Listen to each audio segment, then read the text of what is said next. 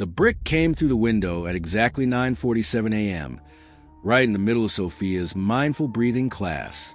12 suburban women screamed. Glass scattered across yoga mats.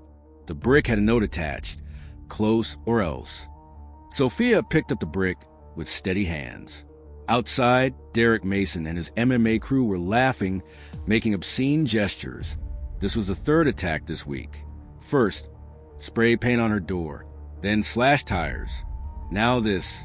Her students looked at her, scared, waiting for her to call the police. But Sophia was calculating something else. 6 attackers, confined space, civilian witnesses. 8 years ago, she would have ended this in 90 seconds. Now, she had a choice to make. Stay peaceful and lose everything she'd built, or become the silent storm one last time. But wait, Sophia's story isn't just about fighting. This is a story about a woman's escape from violence, her search for peace, and ultimately being forced to fight again to protect those she must defend. If you love discovering the extraordinary paths of ordinary people, don't forget to subscribe right now. Hit that like button and tell us in the comments where you're watching from. Now, let's dive into Sophia's real story. 8 years ago, Sophia Silent Storm Chen stood in the UFC octagon, undefeated champion. Cameras flashing, crowds screaming her name. Then she broke a man's jaw so badly he never fought again. That night, she walked away from $2 million, from fame, from everything she'd trained for since childhood, because she'd seen what she was capable of when violence took control.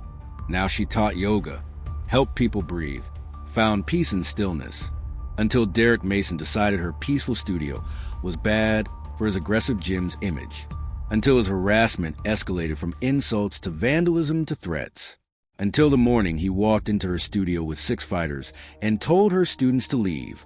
Lotus Serenity Studio sat on a quiet street in Portland's Pearl District. Mustard yellow walls, soft lighting, and lavender scent in every corner. Sophia Chen had opened this place 8 years ago, as an escape from the violence in her life. Sophia was 38 years old, 5'4", slender build, black hair always in a bun. She wore loose linen pants and soft-colored blouses. Her voice was always calm and gentle. Her students loved her. Sophia gave each one personal attention, remembered names, followed up on injuries. No one had ever seen her angry. Nobody knew her real past. In Sophia's small apartment, in a locked closet behind her bedroom, were old MMA gloves, a UFC championship belt replica, and a photo from the day she got her shoulder tattoo. In the photo, 30-year-old Sophia stood muscular, with a warrior's expression on her face. That woman didn't exist anymore, or she was trying not to. The first problem started 3 months ago. Derek Mason's Iron Fist MMA gym opened 2 doors down from Sophia's studio. Modern, large, aggressive marketing. A huge banner hung reading, "Real warriors trained here." The first week, Derek visited Sophia. Broad-shouldered, tattooed, overconfident man. "Hey, neighbor," he'd said, standing in the doorway. "Just wanted to introduce myself. Didn't know there was another fight business on this block." Sophia had smiled. "I don't teach fighting. I teach yoga." Derek had looked around, laughing slightly. "Yoga? Yeah, okay. Just want you to know, if any real athletes are looking for real training, send them my way." From that moment, Derek's behavior grew increasingly worse. The second week, Iron Fist customers started talking loudly in front of Sophia's studio, loud enough to disrupt meditation sessions. The third week, one of Derek's fighters yelled at Sophia's students, "If you want real exercise, come to the gym next door." The fourth week, spray paint appeared on Sophia's door. For the week, Sophia called the police. They filed a report. Nothing happened. The fifth week, all 4 of Sophia's car tires were slashed. The sixth week, Derek walked into Sophia's studio and said, "I want a rent discount. Your business is scaring away my customers." Sophia stayed calm. "Derek, I'm just teaching yoga. I'm not hurting anyone." Derek stepped closer. "Look, sweetheart, this block isn't big enough for both of us. Someone needs to leave, and it won't be me." That day, Sophia did nothing. But that night, she looked at the gloves in her closet. For a long time, today was the 9th week. and the brick had come through the window. Sophia walked outside holding the brick. Derek and 6 fighters were waiting in the street. All strong, all young, all confident. "Derek," Sophia said quietly, "this has gone too far." Derek laughed. "What are you gonna do? Yoga me to death?" His friends laughed. Sophia took a deep breath, the breath she practiced for 8 years, to calm down, to control. But this time, the breath was for something different, preparing for war. "My students are inside," Sophia said. "I can't let you hurt them." Derek shrugged, then closed the door and leave. Simple. No. The word was spoken so quietly Derek almost missed it. "What did you say?" "No," Sophia said clearer this time. "I'm not leaving." Derek's face darkened as one of his men stepped forward. Big, thick-armed, aggressive. "Maybe we can convince her." The man walked toward Sophia, extended his hand to push her. Sophia's movement was so fast nobody saw it. Wrist lock, arm rotation. The man was on the ground, face pressed to asphalt. Sophia's knee on his back. 3 seconds. Silence. Derek's mouth hung open.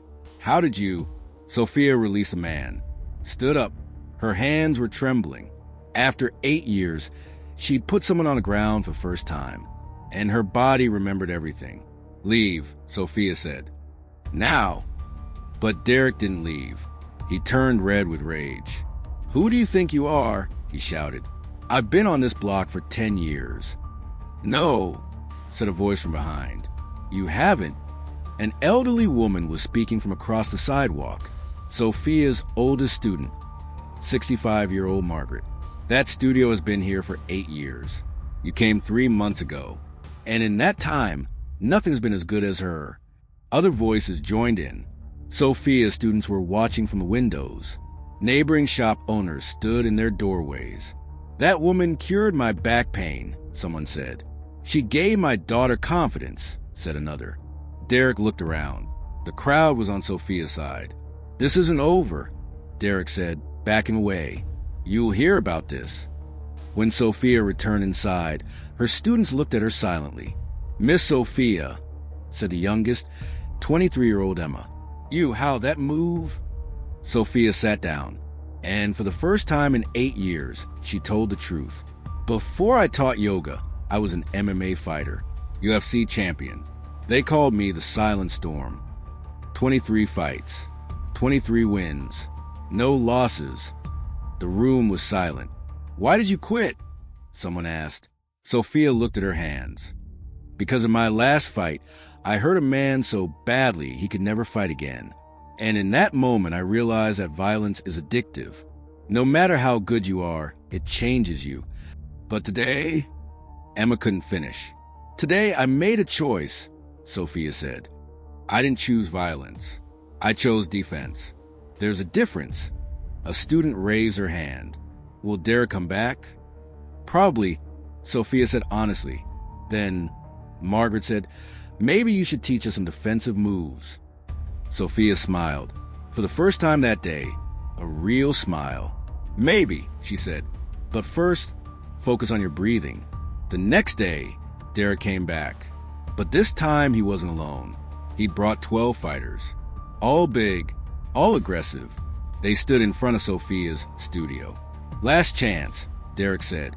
"Either close or what?" Sophia said, standing in the doorway.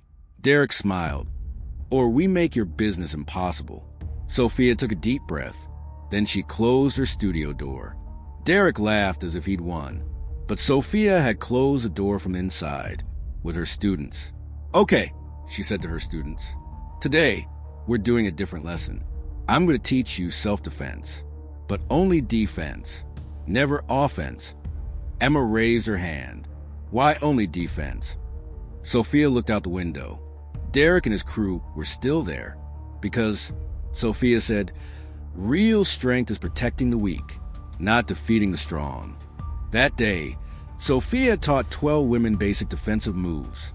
How to escape, how to block, how to call for help. Derek waited for 3 hours, then got bored and left. But he came back the next day, and the next, and the day after. Every day, a little more aggressive, a little closer. Sophia called the police again. They haven't committed a crime yet, they said. There's nothing we can do.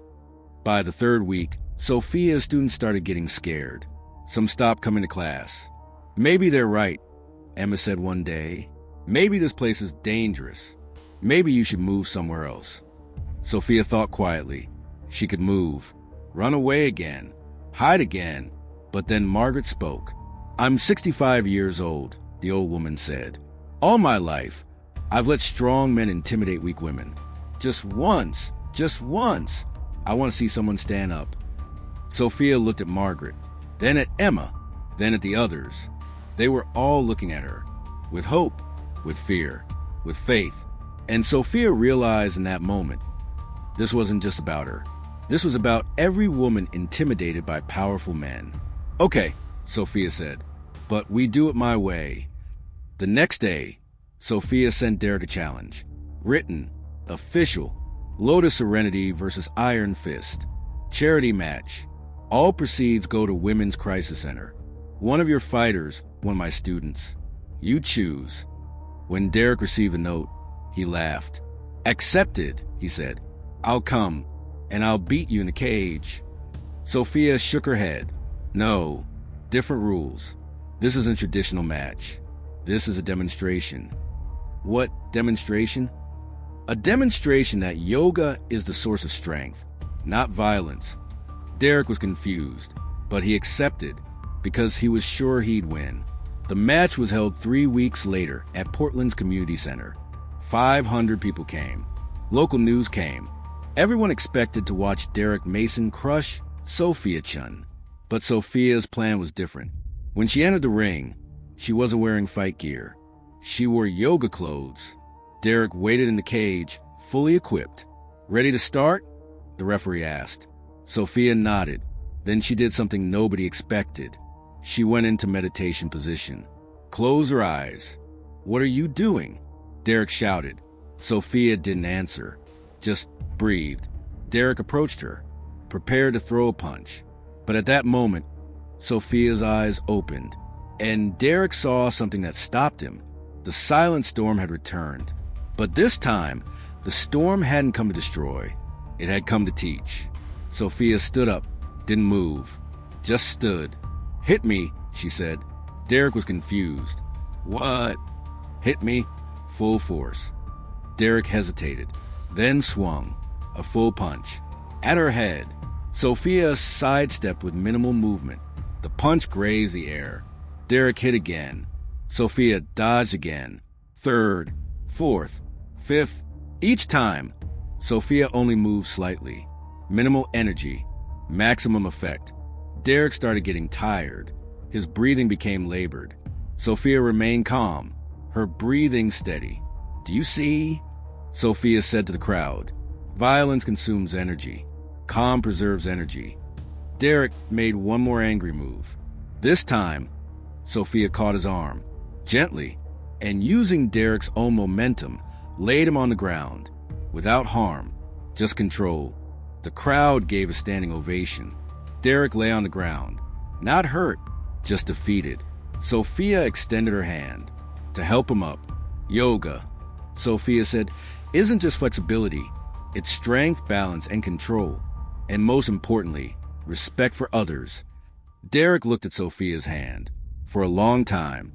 Then he accepted.